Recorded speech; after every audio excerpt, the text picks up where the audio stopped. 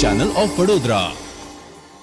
વડોદરાના માંજલપુર વિસ્તારમાં વાદળોની વચ્ચે અને ચાંદ પર બેઠેલા ગણેશનું ડેકોરેશન કરવામાં આવેલું છે.